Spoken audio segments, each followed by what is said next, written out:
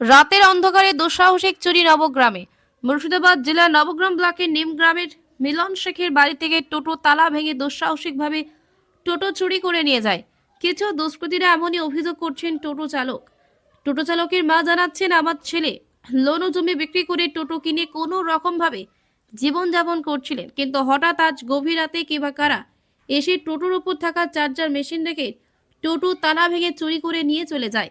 এখন প্রশাসনের কাছে আর্জি জানাচ্ছি, যাতে টোটো গাড়িটি তদন্ত করে দোষীদের সঠিক শাস্তি পায়। দিন দিন দুষ্কৃতীর উপদ্রব বেড়েই চলেছে।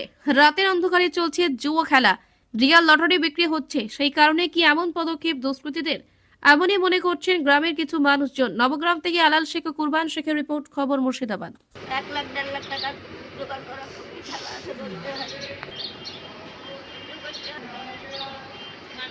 এমন যে জায়গা তো নাই যে বিক্রি করে আবার নিবে।